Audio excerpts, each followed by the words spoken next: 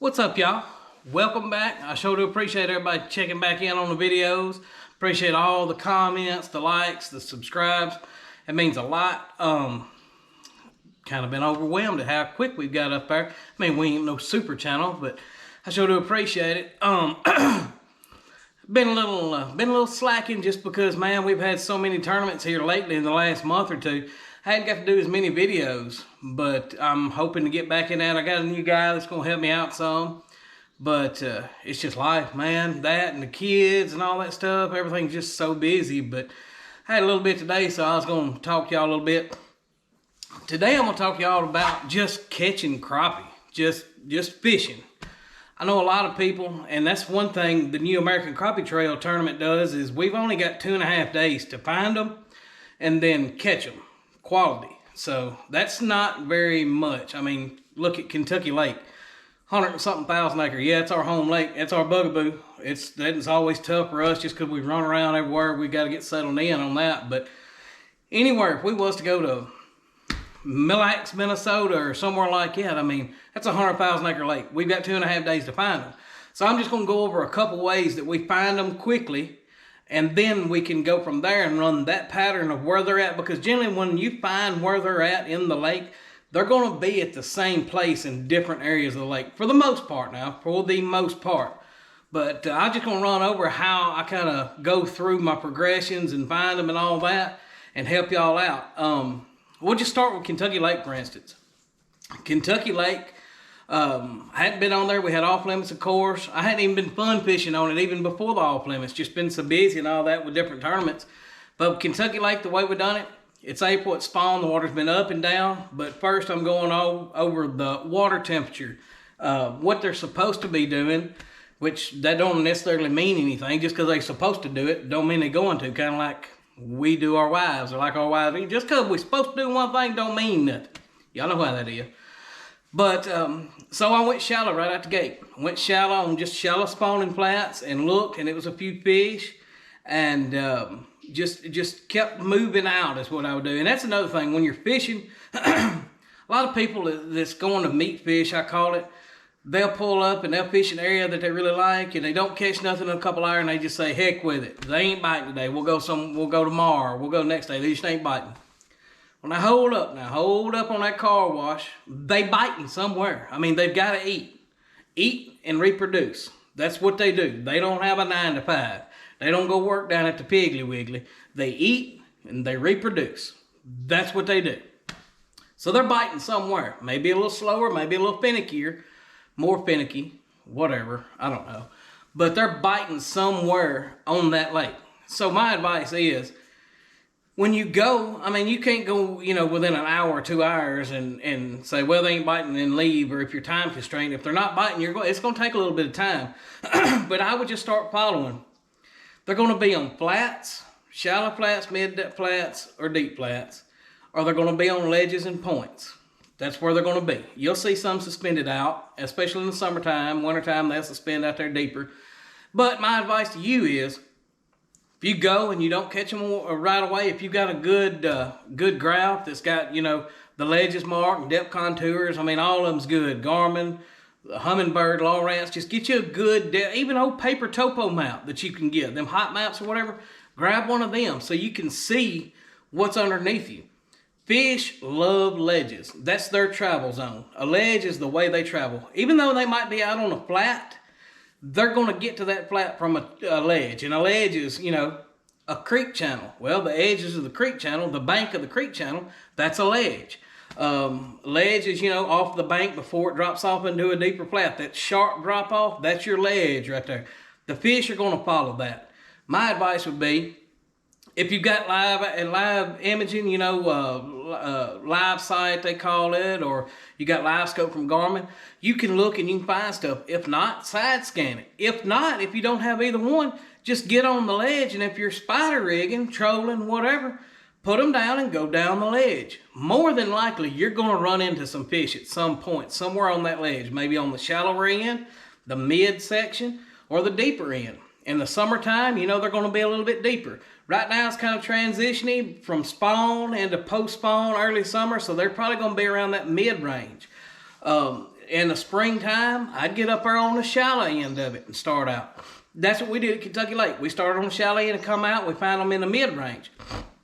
But look on your ledges. You know, pull in. If you can't ain't catching no fish, go a little bit shallower. Go a little bit deeper. Look somewhere else on that ledge, or look out on the point where that ledge comes down. And I'll show you. I've got a map pulled up here on my Humminbird.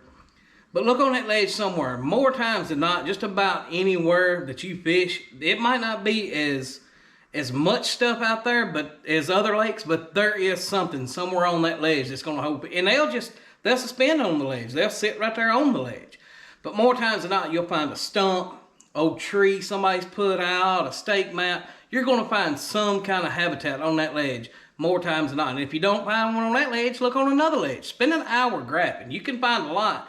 You spend an hour getting that done and finding you 4 or 5 good productive spots, and then you can go to catching the fish right then. All you got to do is figure out what makes them bite, and they're going to bite something, either minnows or plastics. They're going to bite something. Once you find them, you can get them to bite. You might have to pick with them, downsize a little bit, upsize a little bit, faster, slower. That's something that you're going to have to figure out. But finding the fish is 75% of the game. You find the fish, you can figure out what to make them bite.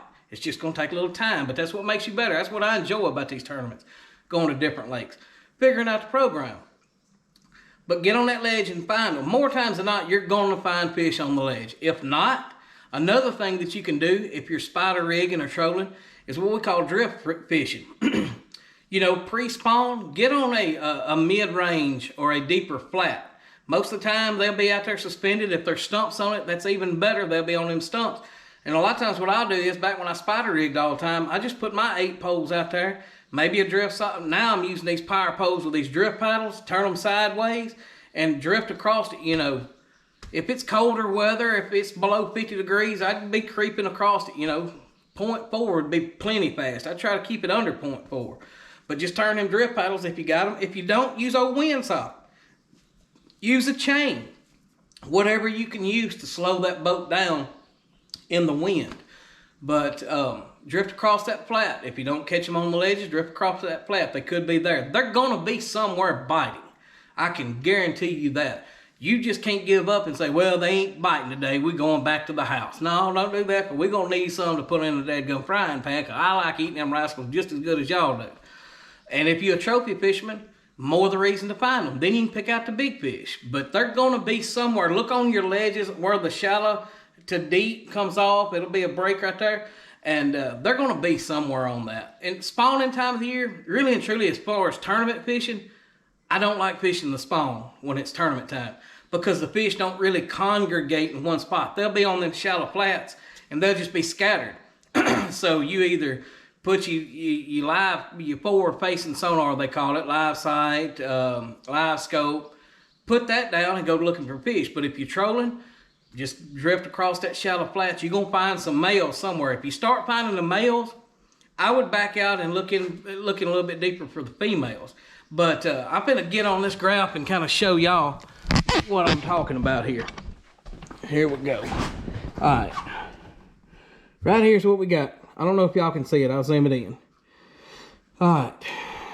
All of this, everything is green. That's still set up for my tournament last weekend. I was looking at mid-range.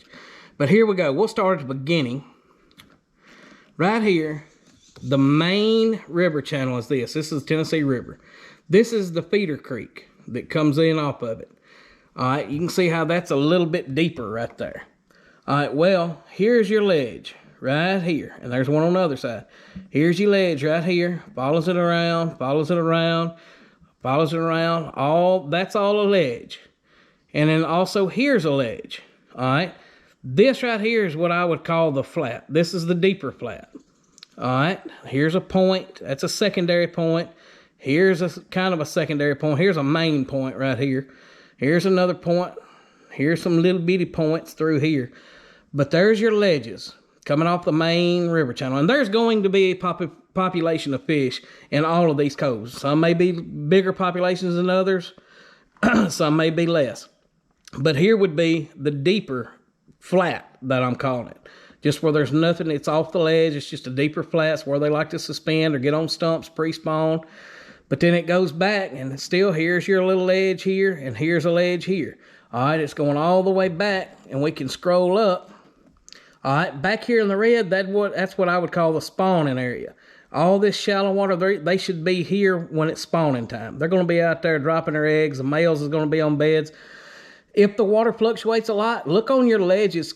Look for these shallower areas next to a deeper ledge to where they can drop off and get in some deeper water if the water starts dropping on them.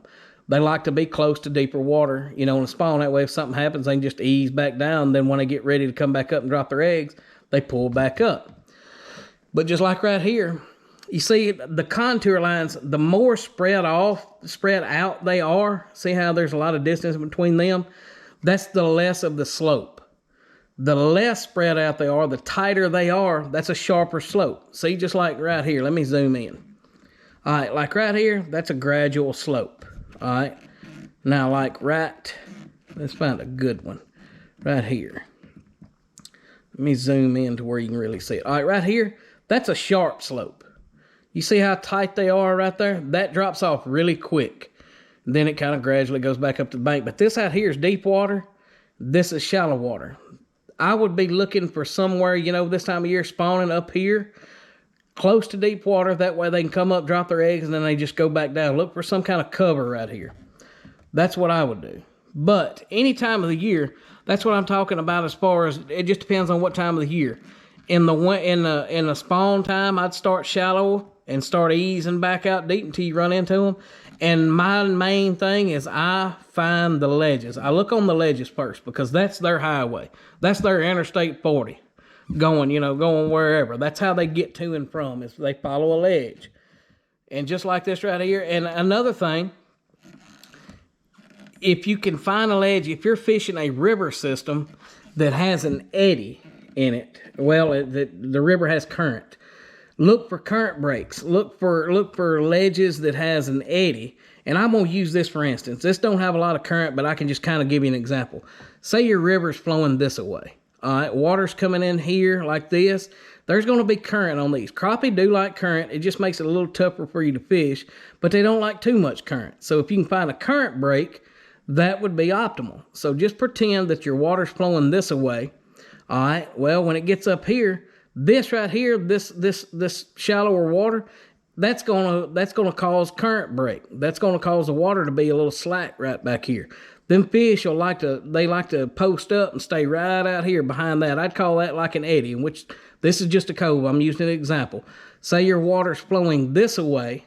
All right, look on the back side of these points and the back side of these ledges, and that would be a natural eddy. That's where they can get out of as much current as possible, and they'll post up right out here, and they'll ambush stuff that's flowing down the river. Just look for them eddies and any kind of current break.